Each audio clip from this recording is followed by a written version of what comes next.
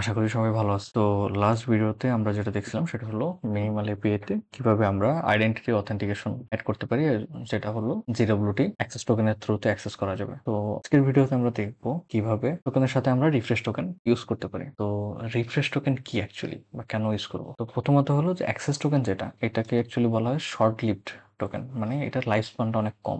আপনার উপর ডিপেন্ড করে। 10 মিনিটও দিতে পারেন, 5 মিনিটও দিতে পারেন, 30 মিনিটও দিতে পারেন, 1 ঘন্টাও দিতে পারেন। তো এরপরে এই একটা সময়ের পর আমরা যেমন ফেসবুকে লগ ইন করলে দেখি অনেক দিন যাবত লগ ইন হয়ে থাকে, আমার বারবার লগ ইন করতে হয় না। এই ক্ষেত্রে যেটা করে, ও আপনাকে অ্যাক্সেস টোকেন একটা সময়ের দেয়, কিন্তু রিফ্রেশ টোকেন বা এই জিনিসগুলো, রিফ্রেশ টোকেনটা একটা লং টার্মের জন্য দেয়। ওই টার্মের পরে কি আপনার আবার লগ ইন করতে হয়। তো যেটা করা হয়, যখন আপনি টোকেন তৈরি করতেছেন, লগ ইন করতেছেন, যখন অ্যাক্সেস টোকেন তৈরি হচ্ছে, তখন যে আরেকটা রিফ্রেশ টোকেন তৈরি হয়, যে রিফ্রেশ টোকেনটা ডাটাবেজে স্টোর হয়ে থাকবে, এবং ওই রিফ্রেশ টোকেনের একটা এক্সপায়ারিটি টাইম থাকে, ডেট থাকে। তো এক্সপায়ার টাইমটা শেষ হয়ে গেলে আপনি আর ওইটা থেকে নতুন অ্যাক্সেস টোকেন জেনারেট করতে পারবেন। সো আমরা একটু নর্মাল ডেফিনেশন দেখে আসি চ্যাটজিপিটি থেকে। তো এখানে যেটা বলা হয়েছে যে এটা একটা সিকিউরিটি ফিচার, যেটা হলো মানে ইউজার যখন লগ ইন করে, সার্ভার একটা অ্যাক্সেস টোকেন প্রোভাইড করে, সেটা হলো শর্ট লিভড, আর একটা রিফ্রেশ টোকেন প্রোভাইড করে, সেটা হলো লং লিভড। তো অ্যাপ্লিকেশন যেটা, ধরেন যে কোনো একটা এর সাথে যখন কমিউনিকেট করে, তখন কি করে, ওই অ্যাক্সেস টোকেনটার থ্রুতে কমিউনিকেট করে। অ্যাক্সেস টোকেনটা যখন পাঠায়, তখন তার অ্যাগেনস্টে তার আদার ডাটা আসে, মানে অথেন্টিকেশন হয়ে ডাটা আসে। তো অ্যাক্সেস টোকেনের একটা এক্সপায়ারিটি সময় থাকে, যখন এক্সপায়ার হয়ে যায় তখন নতুন অ্যাক্সেস টোকেন দরকার হয়। তো সে বারবার তো ইউজার লগ ইন করবে না, তার জন্য এটা একটা হ্যাসেল। এই জন্য যেটা করা হয়, যখন লগ ইন করে তখন সাথে একটা রিফ্রেশ টোকেন দেওয়া হয়। রিফ্রেশ টোকেন এবং অ্যাক্সেস টোকেন, এই দুইটা যখন একসাথে আবার আপনি যখন টাইম আউট হয়ে যাবে অ্যাক্সেস টোকেনের, তখন আপনি দুইটাই আবার সার্ভার একটা রিকোয়েস্ট করবেন যে আমি এটারে, আমার রিফ্রেশ টোকেন আছে, এটা দিয়ে তুমি আমাকে একটা নতুন অ্যাক্সেস টোকেন বানাই দাও। তো নতুন অ্যাক্সেস টোকেন দিবে, আবার সেই অ্যাক্সেস টোকেন দিয়ে আপনি কাজ চলতে থাকবে। তো ঠিক আছে, শুরু করা যাক। তো লাস্ট ভিডিওতে আমরা এই পর্যন্ত দেখছিলাম। এখানে যেটা আমাদের ছিল সেটা হলো অথেন্টিকেশনের ভিতরে আমার এখানে একটা লগ ইন ছিল। এই যে লগ ইনের ভিতরে জাস্ট কিছু না, আমরা একটা যে রবট সার্ভিস ছিল, সার্ভিসের ভিতরে আমরা ক্লেমগুলো পাস করে একটা অ্যাক্সেস টোকেন তৈরি করা হয়েছে, রিফ্রেশ টোকেনের পার্টটা ফাঁকা রাখছিলাম। ওকে। তো প্রথমত যেটা করব সেটা হলো আমরা অ্যাপ সেটিংসের এখানে নিয়ে আসি। রিফ্রেশ টোকেনের একটা ভ্যালিডিটি সেট করে দিলাম সেটিংসের ভিতরে।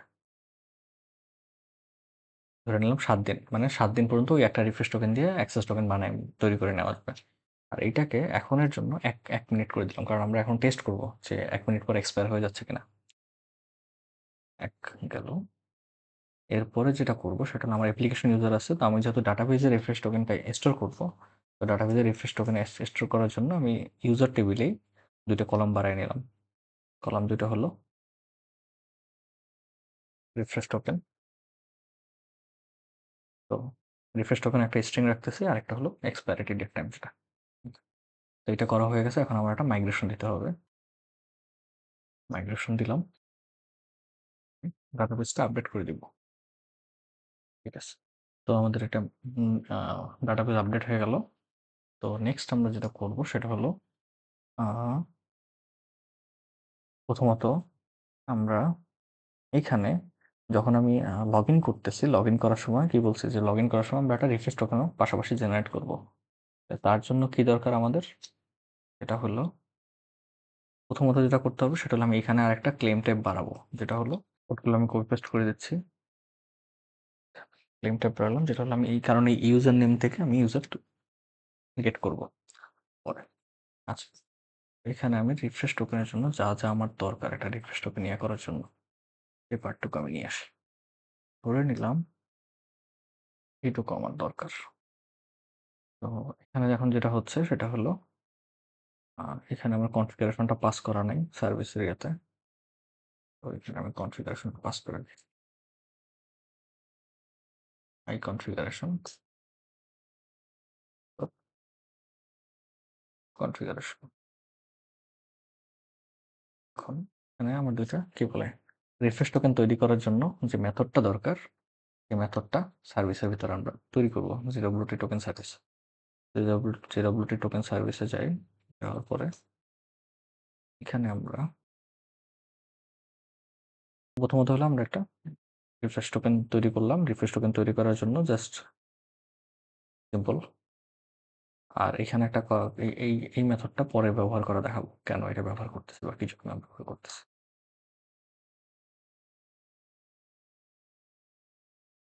ঠিক আছে? তো এখানে আসি। তাহলে এখানে আমার যেটা করতেছি আমি এখানে একটা রিফ্রেশ টোকেন জেনারেট করতেছি। রিফ্রেশ টোকেন জেনারেট করার পর রিফ্রেশ টোকেনটাকে আমি ডাটাবেসে ইউজারের জন্য ডাটাবেসে আপডেট করে দিলাম। তাতে কি করতেছি আমি এখানে একটা কতদিন ভ্যালিডিটি থাকবে সেই ভ্যালিডিটিটা নিলাম। নেওয়ার পরে আমি বর্তমান ডেট টাইমের সাথে একদিন ওই টাইমটা দিনগুলো যোগ করে ওটার একটা এক্সপায়ারি টাইম করে দিলাম। করার পরে এখানে আমি ইউজার ম্যানেজারে ইউজার আপডেট করে দিলাম। আপডেট করার পর এখন আমি যেটা করবো সেটা হলো রিফ্রেশ টোকেনটা এইখানে ইউজ করে দেবো। তাহলে এখন কি হবে? রেজাল্টে সে অ্যাক্সেস টোকেনও পাবে, রিফ্রেশ টোকেনও পাবে। এখন রিফ্রেশ টোকেন পাওয়ার পর রিফ্রেশ টোকেন দিয়ে কি করবে? লগ ইনটা আপাতত ক্লোজ করে দিলাম। আমরা এখানে একটা এন্ড পয়েন্ট অ্যাড করবো নতুন। রিফ্রেশ টোকেনটাকে রিফ্রেশ করার জন্য যে এন্ড পয়েন্ট থাকবে এটা এটা মনে রাখতে হবে যেটা আমার অ্যানোনিমাস অ্যালাউড থাকবে।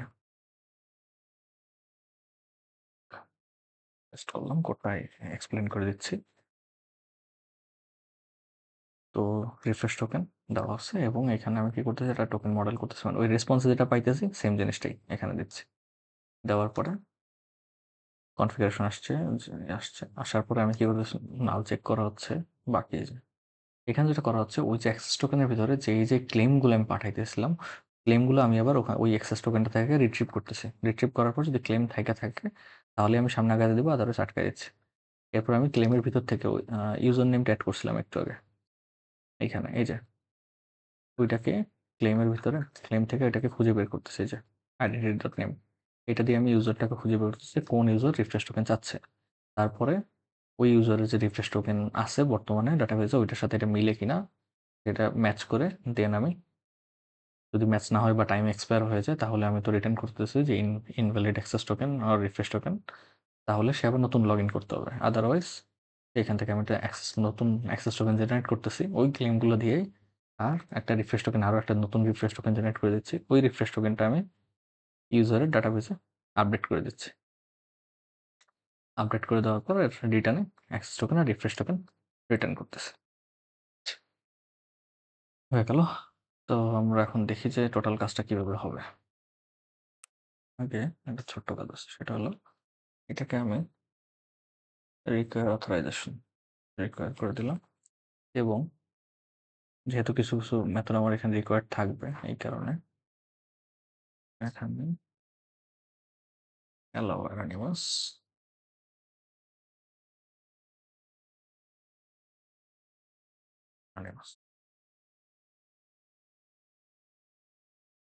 কেন বলতেছি যে এখানে আমার আরো দুইটা এন্ড পয়েন্ট আছে, যে দুইটা এন্ড পয়েন্ট দিয়ে ওইটাতে অথরাইজেশন দরকার হবে, এই কারণে ওই দুইটা জন্য। ওকে, তো প্রজেক্ট রান করি। তো আমার যে লগ ইনটা আছে লগ ইনে আমি লগ ইন ট্রাই করবো। পোস্ট ম্যানে চলে যায়, এখানে আমার লগ ইনটার ক্লিয়ার করে বডিতে আমার ইউজার নেম পাসওয়ার্ড দেওয়া আছে। এটা থেকে যখন আমি রিকোয়েস্ট সেন্ড করতেছি, রিকোয়েস্ট সেন্ড করলে আচ্ছা একটা টোকেন দিছে প্লাস পাশাপাশি সে আমাকে রিফ্রেশ টোকেন দিছে। তো এই যে অ্যাক্সেস টোকেনটা আছে এই অ্যাক্সেস টোকেনটা থেকে আমি যদি এখানে আমার একটা গেট এপিআই আছে যেটা হলো অথেন্টিকেশন রিকোয়ার করে,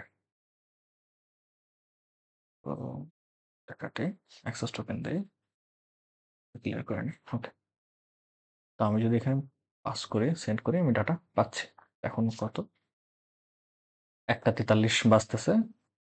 তো 1 মিনিট পরে আমরা ট্রাই করবো যে 1 মিনিট পরেও অ্যাক্সেস করতে দিচ্ছে কিনা। টেস্ট করে দেখি, এই যে আনঅথরাইজ অ্যাক্সেস। তো এখন কি আমার ওই অ্যাক্সেস টোকেনটা এক্সপায়ার হয়ে গেছে। এখন আমার যেটা করতে হবে সেটা হলো আমি যে এখানে রেসপন্সটা পাইছি অ্যাক্সেস টোকেন আর রিফ্রেশ টোকেন এই দুইটাকে দিয়ে আমার এখানে একটা এই যে রিফ্রেশ টোকেনের যে সেকশনটা আছে এখানে আমি সেম জিনিসটা পাঠাই দিই। পাঠাই দিলে ও রিটার্নে আমাকে নতুন একটা অ্যাক্সেস টোকেন দিচ্ছে, সাথে একটা নতুন একটা রিফ্রেশ টোকেন দিচ্ছে। এইটাকে আমি আবার স্টোর করে রেখে দিব। তো ধরে নিলাম এখানে আমি নতুন অ্যাক্সেস টোকেন পাস করে রিকোয়েস্ট করতেছি, আমি আবার ডাটা পাচ্ছি। তো মোটামুটি এই হলো আমাদের রিফ্রেশ টোকেনের কাজ, যেটা যদি আপনি সিস্টেমে ইমপ্লিমেন্ট করতে পারেন খুবই সিমলেস হবে। ওকে, তো এটার সাথে এক্সট্রা ২টা এন্ড পয়েন্ট আমি অ্যাড করে আজকে দেখাই দিচ্ছি। যারা অলরেডি জানেন তারা স্কিপ করতে পারেন। যে ২টা করা হচ্ছে সেটা হলো, একটা হলো রিভোক করার জন্য, যে আমি যখন লগ আউট করব নিজ থেকেই লগ আউট করতেছি এবং বলতেছি যে না ঠিক আছে তুমি আমার ক্রেডেনশিয়াল সেভ করে রাখো না, তুমি আমাকে লগ আউটই করে দাও। তখন আমি এটা ইউজ করতে পারি। তখন আমি ইউজার নেমটা যদি পাশের কাছে পাঠিয়ে দিই সাথে সাথে, তাহলে সে কি করবে, ওই অ্যাক্সেস টোকেনটা রিমুভ করে দেবে ডাটাবেস থেকে। তাহলে কি হবে, ওই অ্যাক্সেস টোকেন আর সরি মানে রিফ্রেশ টোকেনটা রিমুভ করে দেবে অ্যাক্সেস টোকেন, এবং ওই রিফ্রেশ টোকেন দিয়ে আর কাজ করা যাবে না। আর সেকেন্ড যেটা হলো, এটা অনেকটা অ্যাডমিনিস্ট্রেটিভ ফিচার বলতে গেলে, যে আমি সব ইউজারের রিফ্রেশ টোকেন সরাই দিচ্ছি, যে আবার নতুন করে সবাই লগ ইন করতে হবে। ওইটাও এখান থেকে করে দেওয়া সম্ভব। জাস্ট কিছু না, সব ইউজার নিয়ে এসে ফর ইচ করে আবার টোকেন আপডেট করে দেওয়া হচ্ছে। তো আজকে এই পর্যন্তই ছিল। Thank you for watching.